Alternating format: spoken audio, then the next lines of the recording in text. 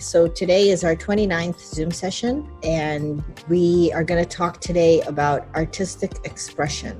And I was surprised to see how popular the topic is with everybody, because normally everybody likes how to do things, technical things. So I'm really happy that there's a huge interest in the more artistic side of things rather than just knowing how to use the hammer very, very well, which we will talk about as well, because I'm going to talk at the end of the session. I've had some questions about the sky replacement, the new Photoshop 2021 features, and I also want to talk about the pen tool. They have this new pen tool that clips to content, but I want to show the pluses and minuses of using that. Like everything that they've came out with, there's pluses and minuses. Everything is in beta. So there's a lot of hiccups still, but you can really see that the world is changing now towards simplifying things. But the more advantage you have of knowing how it works, you can use the tools they give you and run forward with it. Okay. Let's share my screen. Okay, artistic expression. What does it mean? It means that you are creating something in your mind. You have an idea of something you want to say, and you're using photography as a tool to convey that. It could be fun, it could be serious, it could be contemplative, it could be abstract, anything you want. But I want to show a few ideas and a few concepts of other photographers, and then I'll talk about some of my own before I get to the submissions for this week.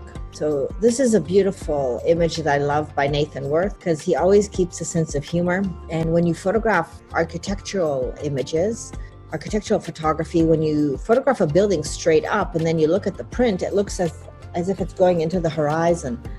So he actually created a composite and put Superman in there to create it a fun, interesting shot. Notice also, very important, the formation of the clouds.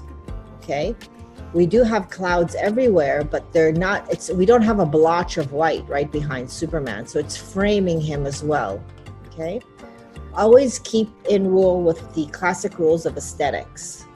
This is a beautiful shot that I like showing of one of my students. This was a long exposure assignment, but she wanted to show skyscrapers. So she actually took staples and created a reflection and made it look like it was on water.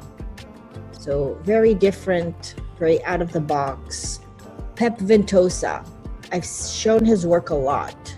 And why do I love his work? Because it's not just a technique that he uses. He uses stacking, and we're going to talk a bit about stacking today.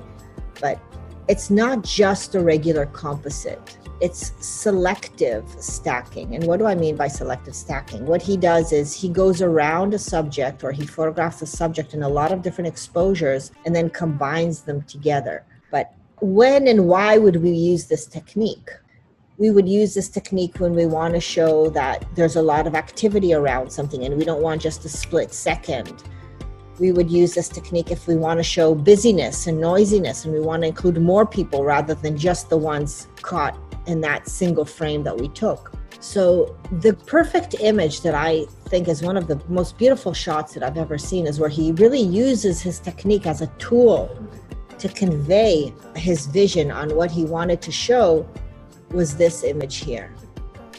Okay, so he selectively kept the Mona Lisa crisp and sharp, but he used the technique to tell his story. Okay, so every time you have a story you want to tell, it's best, the more techniques you know, then you can choose which one would apply better to whatever it is you want to say.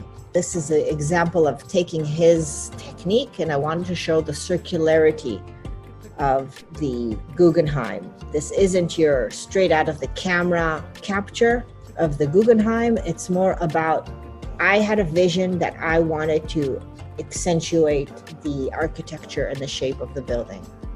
This one, very similar. This is the vessel in New York. And I felt like when I was in it, I was in an Escher painting. So it's a lot of different images stacked together. This is an image by a different photographer. And what he wanted to show was the transition of time. So he took an image over 24 hours of the same scene and then sliced it to create one image. Because in photography, it's not video. We can't do a time lapse. We can do a long exposure, but even then, we're just getting one frame. Another image that he took, so he did a lot of different series, and then he composed it differently, different shapes. Another person who also conveys an idea and a concept and tells a story is Stephen Wilkes. I talked about his images. He also shows a transition between 24 hours from day to night. He has a beautiful TED Talk and he explains his technique and his inspiration. So this does fall into the category of artistic expression because he wanted to show the change of time, what happens over a period of 24 hours in a given scene.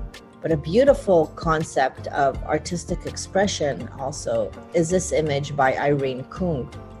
And you can do beautiful things with architectural photography and artistic expression. And this one here is a building designed by Frank Gehry. It's in New York. It's called the IAC building. And it was designed to look like a sailboat.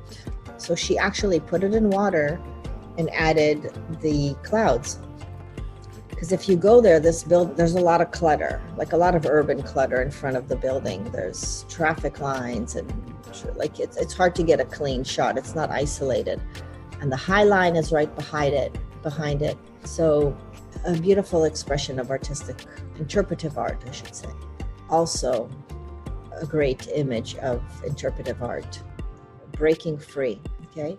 Very simple concepts, very, very simple concepts, but beautiful to just come up with it. I use a lot of long exposure in my work, and here I wanted to show a combination of the wind and the turmoil of the elements. So I did a combination here, a composite of images.